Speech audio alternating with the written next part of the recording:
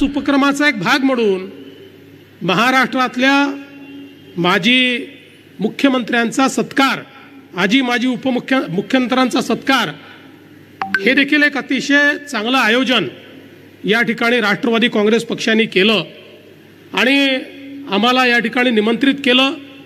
खरं म्हणजे आपण जर सिंहावलोकन केलं तर या महाराष्ट्रामध्ये जेवढे नेते आहेत, कोणी मुख्यमंत्री झाले, कोणी उपमुख्यमंत्री झाले, कोणी मंत्री झाले, सर्वांनी महाराष्ट्राच्या जडणघडणीमध्ये काही ना काही मोलाचा वाटा त्या ठिकाणी केलेला आहे।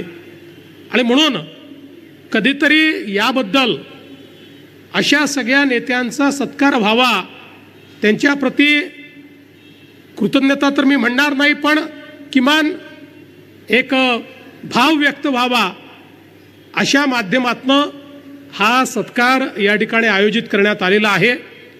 आणि मगाशी माझी फिल्म मी बघत होतो त्यावेळी माझ्या लक्षात आलं की लोकांना वाटतं मी 2 वेळा मुख्यमंत्री झालो, पण मी 3 वेळा झालो।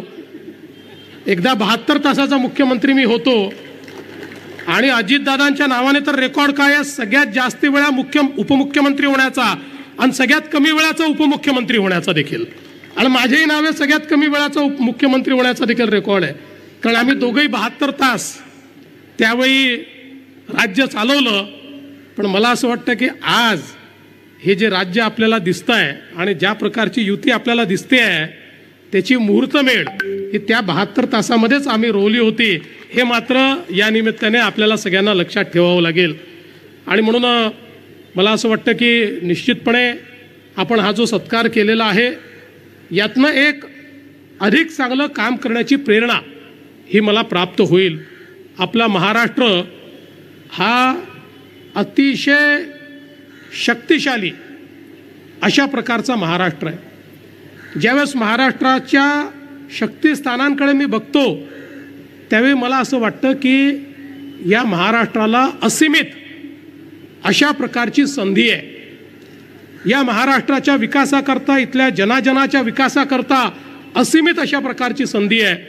आणि म्हणूनच आम्ही सगळे, मी असेन, अजितदादा असतील, आमचे एकनाथरावजी शिंदे साहेब असतील, किंवा मंत्रिमंडळातले आमचे सगळे सहकारी असतील, किंवा आम्हाला मार्गदर्शन करणारे सगळे नेते असतील, आम्ही सगळे हाच प्रयत्न करतो की आपल्या हातून एक बलशाली, एक सक्षम आणि शेवटच्या माणसापर्यंत विकास पोचलेला महाराष्ट्र आपल्याला कसा तयार करता येईल याकरताच आमचा सगळ्यांचा प्रयत्न आहे। आणि या प्रयत्नामध्ये मी असं समजतो की राष्ट्रवादी काँग्रेस पक्षाने आमचा सत्कार करून आम्हाला काम करण्याची एक नवीन प्रेरणा दिलेली आहे, त्याबद्दल मी आपल्या सर्वांचे मनापासून आभार मानतो। खरं म्हणजे सगळेच माजी मुख्यमंत्री आले असते तर अधिक आनंद झाला असता, कारण हा मंच तसा राजकीय नाही आहे। जरी राष्ट्रवादी काँग्रेस पक्षाने हा कार्यक्रम आयोजित केला तरी हा गौरवशाली महाराष्ट्राच्या महोत्सवाचा मंच असल्यामुळे मला असं वाटतं की गौरवशाली महाराष्ट्राबद्दल ज्यांना ज्यांना अभिमान आहे अशा सगळ्यांनी येऊन जर या ठिकाणी आपला पुरस्कार घेतला असता किंवा सत्कार घेतला असता तर ते अधिक औचित्यपूर्ण ठरलं असतं। पण काही हरकत नाही, त्यांचं जे आले त्यांचा सत्कार आहे, जे नाही आले त्यांचा मनातला सत्कार आहे, कोणाचाच या ठिकाणी काही अडचण नाही आहे। मी पुन्हा एकदा दादा आपलं, तटकरे साहेब आपलं आणि संपूर्ण राष्ट्रवादी काँग्रेस पक्षाचं मनापासून आपले आभार मानतो। आणि खरं म्हणजे राणेसाहेब आणि अशोकराव आपल्या भाषणापूर्वी या ठिकाणून जाणं हे औचित्याला साधून नसलं तरी आपल्याला कल्पना आहे, कारण आपण दोघंही माझ्यापेक्षा सिनियर मुख्यमंत्री आहात, त्यामुळे मुख्यमंत्र्यांना कार्यक्रमांना जावं लागतं। आणि आपला तर दादा असा नावलौकिक होता की आपण अजूनही आहे, आपण वेळेवर जाणाऱ्यांपैकी आहे, आम्ही थोडं 2-5 मिनटं इकडे तिकडे जातो, त्याच्यामुळे आमचे राणेसाहेब असतील, अजितदादा असतील, हे वेळेवर जाणारे लोक आहेत।